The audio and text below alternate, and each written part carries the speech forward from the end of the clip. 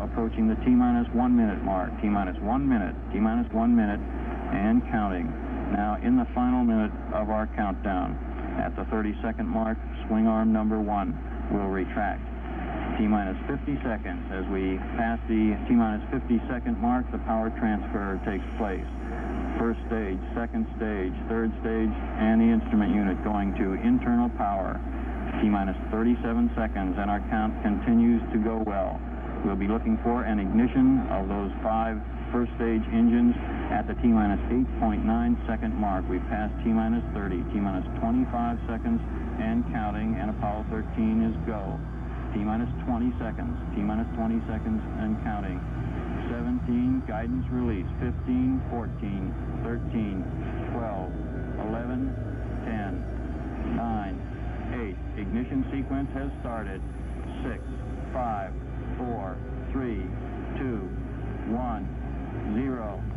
We have commit, and we have liftoff at 2:13. The Saturn V building up to 7.6 million pounds of thrust, and it has cleared the tower. This is Mission Control Houston. We appear to have a good first stage at this point. Flight Dynamics Officer says the trajectory looks good. We show a 1/2 mile in altitude at this time.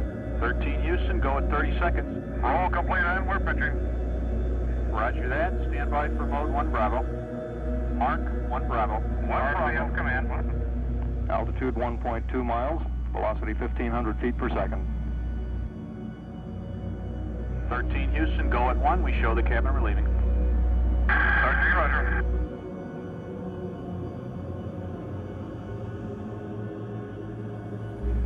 Houston, stand by for S-IVB to COI capability. S-IVB to COI, roger. Roger, you've got it now, Jim. We've got S-IVB to COI. Booster reports that the inboard engine shutdown was a bit early. We're continuing to burn on the 4 outboard engines. 13. Go ahead, sir. And Houston, what's the story on engine 5?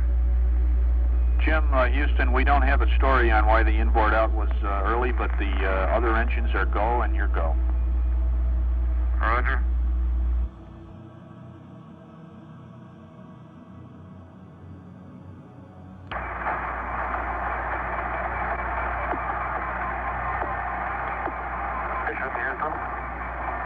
Copy that, Jim. Good deal. Copy that, Jim. Good deal.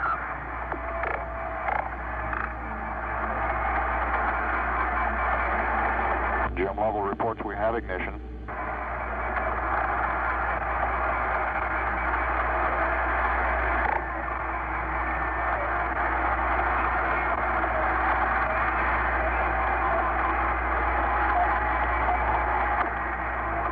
Lovell's report would indicate we had a very close to on-time ignition. The total burn duration should be about 5 minutes, 47 seconds.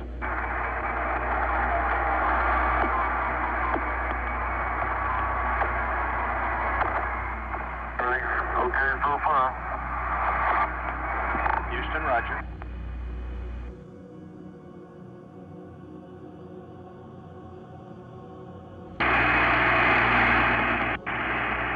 We're hard docked, Houston. Roger, understand, hard dock, good deal. Fred, one more thing on the TV, if you could come down to F-22 again.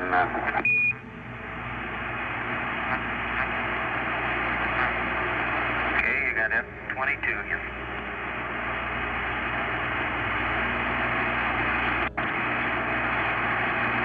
Okay, Joe, I'm pointing over toward Jack, and it's pretty bright with the Earth out that window. Is that sort of washing out the picture here? No, Fred, it's not. We've got a bright spot where the window is. The rest of you are semi-silhouette. It's a pretty impressive picture.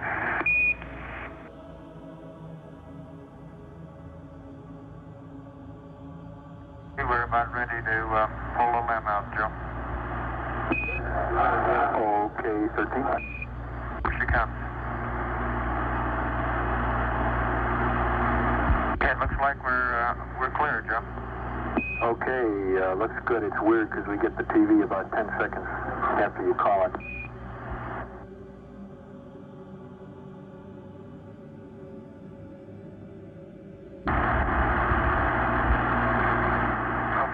Houston, we have the S-4B in sight. You're going to maneuver the S-4B.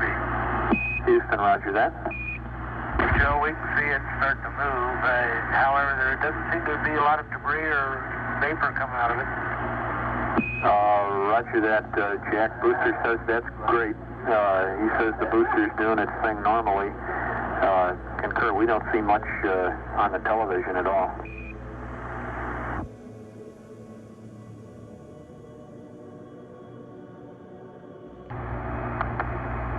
Okay, 13, we got Fredo on TV.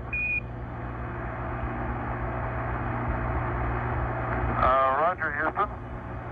All we plan to do for you today is start out in the spaceship Odyssey and take you on through from Odyssey into the tunnel into Aquarius and show you a little bit of the landing vehicle. And your TV operator is now resting on the center couch, looking at Fred Haise. His head is now just about at the beginning of the tunnel, and his back is against the lower equipment bay optical area. And Fred will now transport himself into the tunnel and into the spaceship Aquarius. You know, one thing I noted, Jack, when I first came across here, that starting upright in the command module and heading down in Aquarius, there's a little bit of an orientation change that, even though I've been through it once in a water tank, is still pretty unusual. I find myself now standing with my head on the floor when I get down at the limb. That's a great picture, Jim. You got the light just right. One of the nice things, Jack, particularly for a novice like myself, is the ease of moving around in here. It's, of course, as you know from working in the command module simulator, it's really quite a boon to have zero gravity as an aid. It's confining, really, at 1G to move around very much in there, and it's quite easy. The limb, as you can see, it looked pretty clean. I found a couple of loose washers, about it, and a little plastic cap off the sequence camera had come loose, and I found it lodged over by the ED panel. Okay, right under Jim now. He's actually standing on what looks to be a can here, and for the sake of all the people back there, housed inside this can is the limb ascent engine, where hopefully you can see my hand resting on top of right now. The engine that we used to get off of the moon. Immediately adjacent to the engine cover here, I have my hand on a white box now, which has been shown before. This happens to be Jim's bliss, the backpack, which will supply oxygen and water for cooling while on the lunar surface. This device we hope to make use of for a planned 4 hours and possibly up to as much as 5 hours.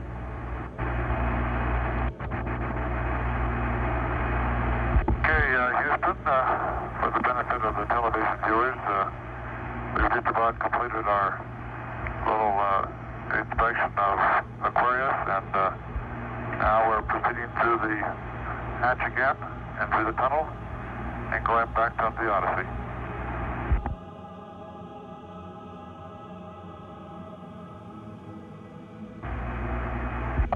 We might give you a quick shot of our entertainment on board the spacecraft, which has been keeping us company for some time.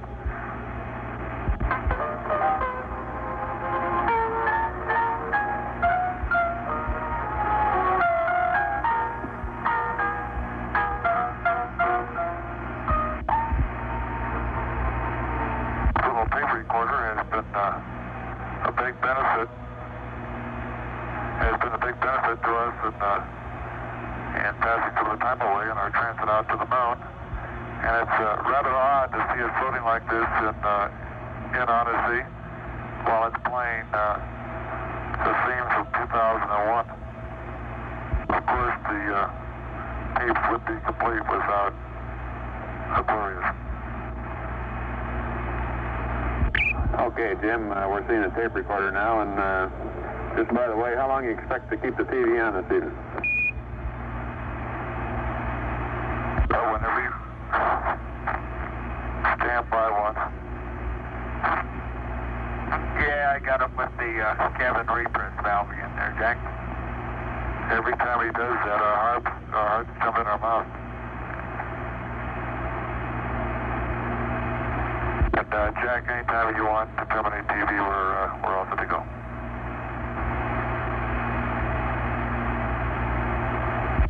Okay, Jim, it's been a real good TV show. We think we ought to conclude it from here now. What do you think? Roger, sounds good. And this is the crew of Apollo 13. Wish everybody there a nice evening. And we're just about ready to close out our inspection of Aquarius and get back for a pleasant evening at Odyssey. Good night. Thank you, 13.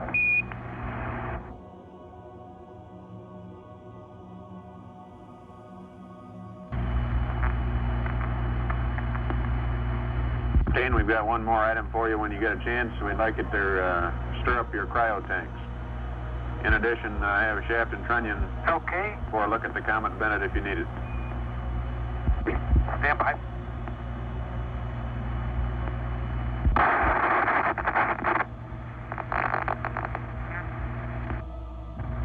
Hey, Houston, we've had a problem here. Can say again, please. Houston, we've had a problem. Main B bus undervolt. Roger, main B undervolt. Stand by, 13. We're looking at it. Okay, right now, Houston, the voltage is looking good. We had a pretty large bang associated with the caution and warning there.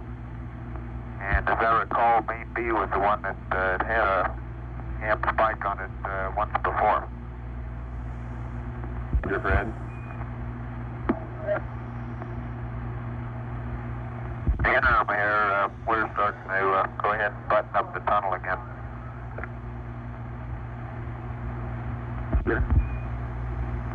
Yeah, that jolt must have rocked the sensor on, see now in O2 quantity 2, it was oscillating down around 20 to 60%. Now it's full scale high again. Yep. And Houston, we had a restart on our computer. We had pink light and the restart reset. Roger, restart. And a restart on a tank reset. And I'm looking at our service module RCS helium 1. We have B is bipolar and D is bipolar. Helium 2, D is bipolar. And secondary propellants, I have A and C bipolar. Tmax temperatures.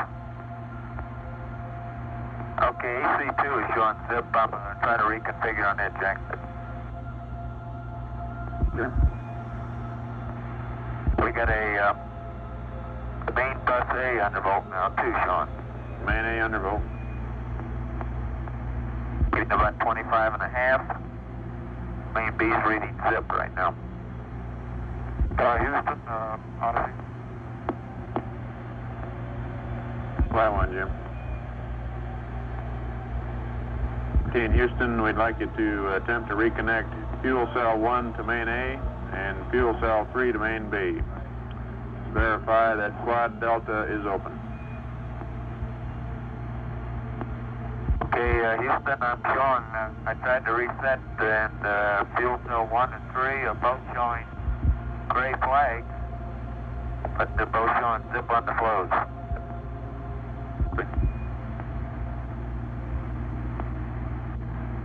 Okay, Houston, are you still reading 13? That's affirmative. We're reading you. We're trying to come up with some good ideas here for you. Okay, let me give you some reading, in the interim to help main A voltage, Jack. I've got bus tie AC on. Say again, Fred? The interim to help out main A voltage, I've got main bus tie bad AC on.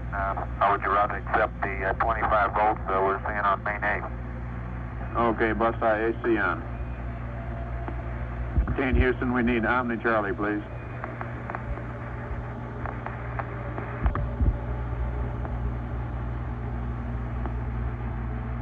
Team Houston, we'd like you to verify a couple readings for us. We'd like the nitrogen pressure on fuel cell 1. We need the oxygen pressure on fuel cell 2. Okay, nitrogen on 1 and oxygen on 2, is that correct? Negative. Oxygen on 3. Okay. Okay, systems test 1A. Says zip.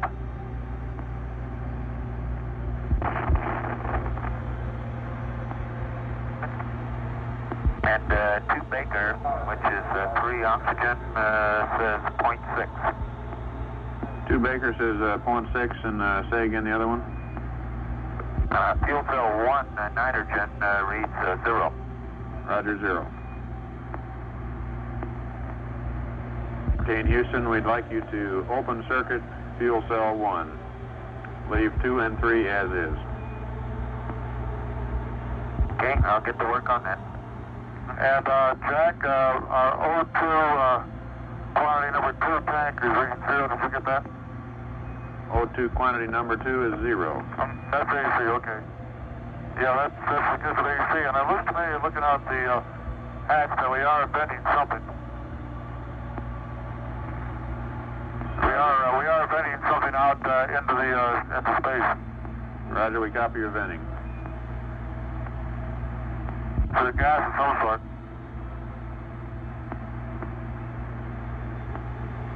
Hey, fuel cell 1, you just wanted off the line now, Jack, is that right? We just wanted you to open circuit fuel cell right? 1. She's off the line.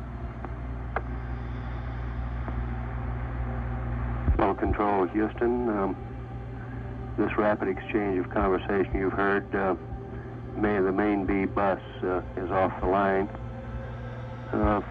Fuel cells 1 and 3 also off the line. Fuel cell 2 is presently on the line. We now show 13 at an altitude of 178,643 nautical miles. 56 hours, 12 minutes into the flight.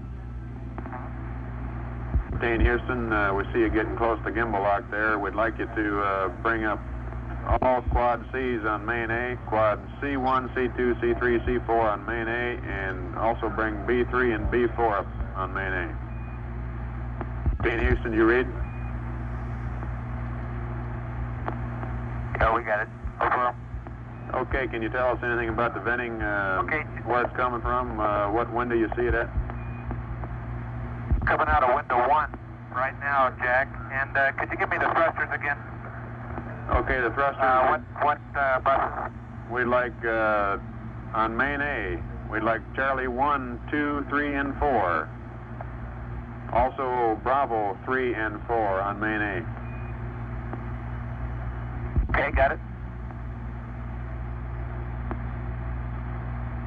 Reference there is to the reaction control system thrusters. We're at 56 hours, 14 minutes now into the flight. 13, we need Omni Bravo. Omni Bravo. Okay, 13, this is Houston. We'd like you to go to your GNC checklist. The pink page is 1-5. Do power down until we get a delta of 10 amps. Over. All right. Roger. Well, Control Houston, that last report from Lausma asked the 13 crew to reduce electrical load on the spacecraft. There you go. It's not the pink page, it's the 1-5. Okay, we'd like you to go down that power down procedure until you get a delta of 10 amps. Over. Roger, stay. Okay, stand by.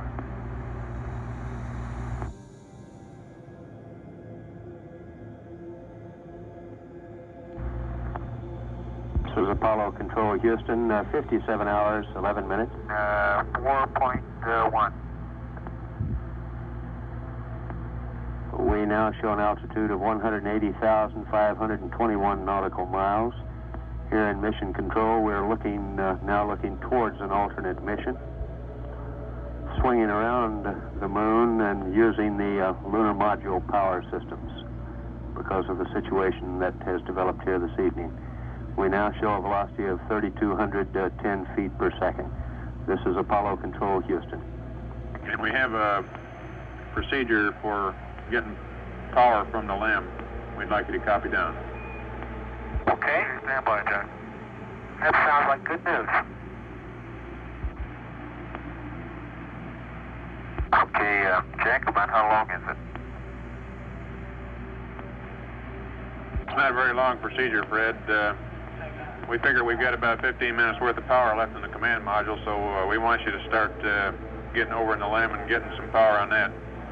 And you ready to copy your procedure? Okay. Okay, in the CSM. Stand by. This is Apollo Control at 57 hours 46 minutes ground elapsed time. The black team of flight controllers is now on station in Mission Control Center looking at possible alternate missions as we have an apparent serious oxygen leak in the cryogenic oxygen in the service module. And now in the process of powering down the command module. Less than 15 minutes remaining of technical power to the CSM. The command module surge tank has been charged with oxygen for entry.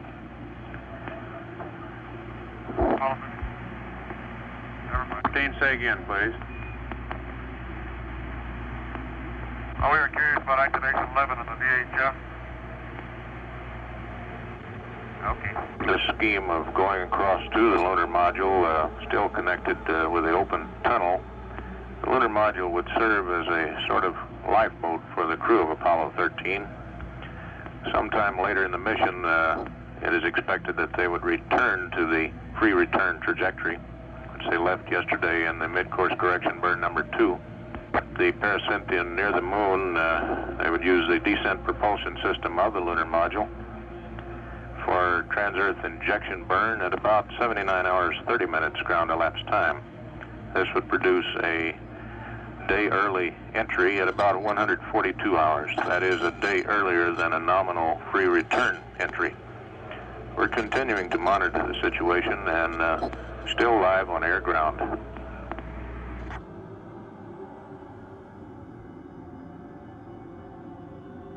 Jack, Aquarius, what kind of return time does this maneuver give us?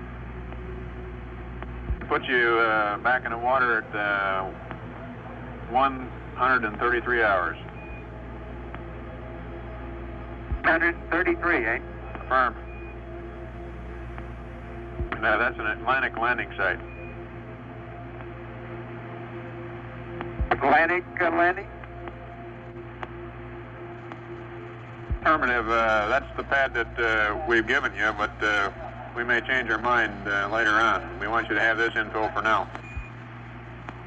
And that's a minimum time return. All right, Houston, we've got to change the rest mat to the one to which you're aligned, so we'd like to have poo and data, and we'll ship that up to you. Roger.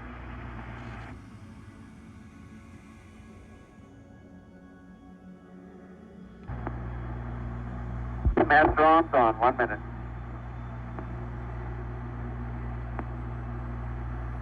Roger, Aquarius, and you go for the burn.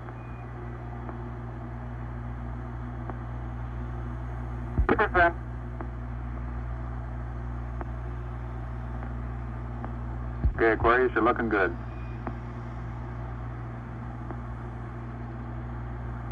Auto shut down.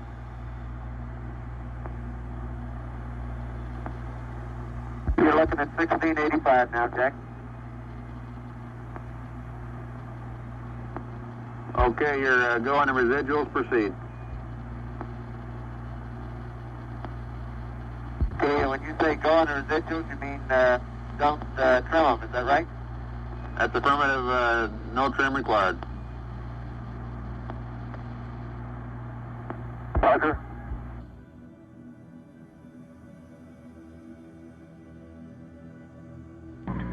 Apollo 13 now at a distance of 5,349 nautical miles away from the moon. Velocity now reading 4,564 feet per second relative to the moon. Less than 2 minutes away now from scheduled time of ignition. Velocity reading 4,560 feet per second, nautical miles. 1 minute away now from scheduled time of ignition. Apollo 13 now 5,426 nautical miles out from the moon, traveling at a speed of 4,550 seconds. 30 seconds away. I'm standing by. One confirms ignition. We're burning 40%. Houston, 2 looks good at this point. Roger. Houston, you're looking good.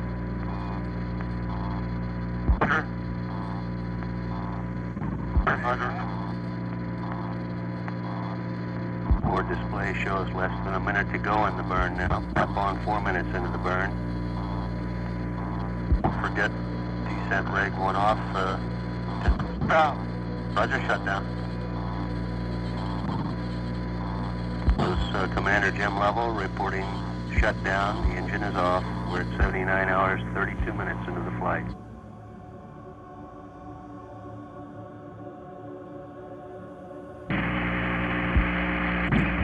Roger, understand SM Jet 13812.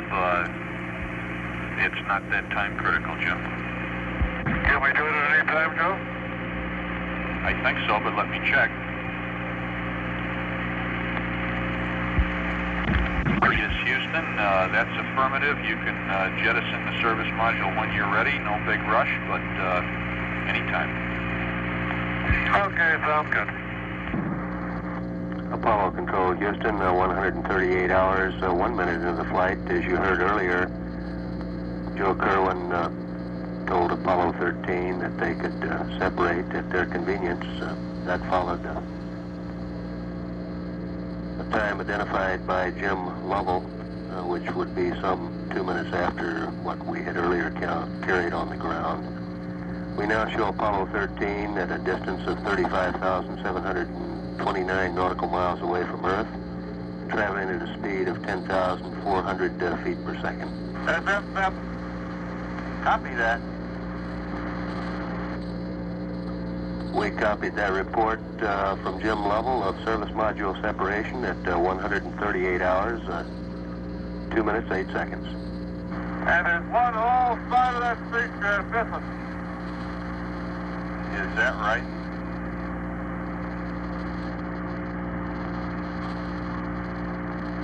Right by the, look out there, will you? Right by the high gate antenna, the whole panel is blown out, almost from the base to the engine. Copy that.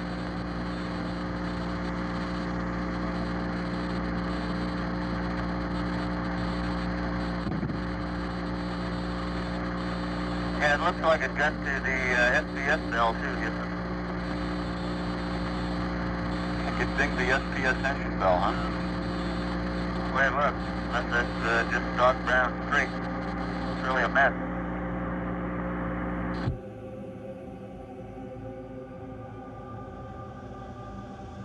Yeah. Aquarius, Houston. Go ahead. Okay, your go to start powering up the command module. Right on, we're starting now. Okay.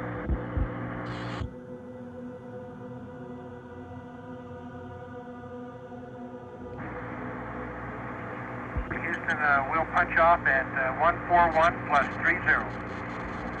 Okay, Jack, we copy and we concur.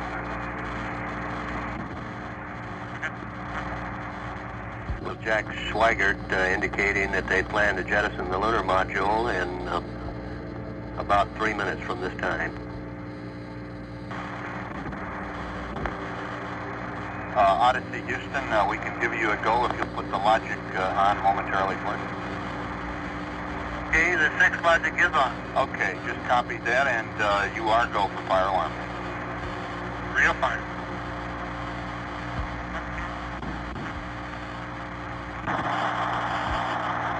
Left got it.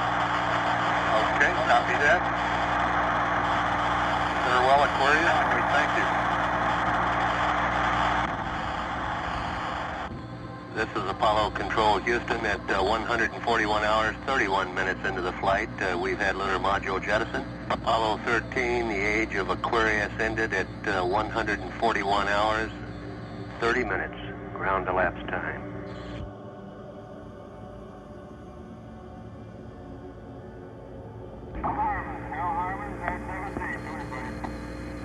Up now on 3 minutes until time of drogue deployment. Standing by for any reports of acquisition. Got a report that Orion 4 aircraft has acquisition of signal. Odyssey, Houston, standing by, over. Okay, no.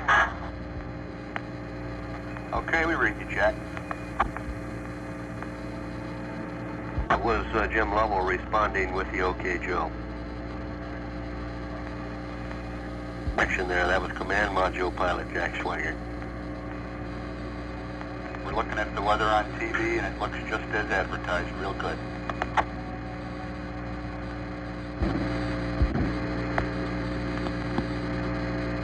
It's been 2 minutes now from time of drogue deployment.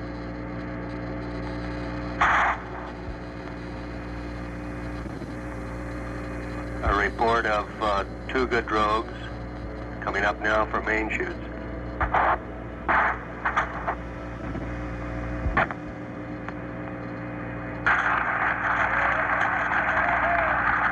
Odyssey, Houston, we show you on the mains. It really looks great. An extremely loud applause here in Mission Control. Visual. Very good. An extremely loud applause as Apollo 13 on main chutes comes through loud and clear on the television display here. Even him, Roger.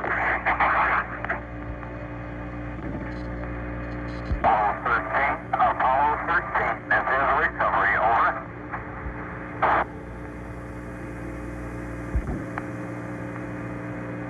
We have a report from the Iwo Jima that Apollo 13 at a distance of 4 miles from the ship. The smoke you see is venting of RCS propellants, reaction control system propellants. They're going through 5,000. Roger, Apollo 13, this is recovery, and your chutes look good.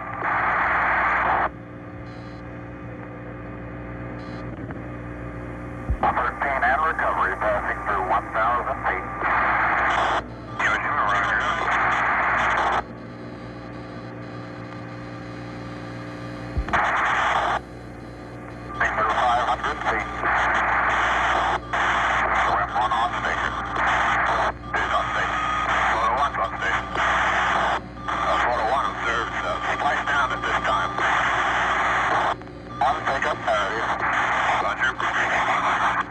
Another cheer in the control room as we had splashdown.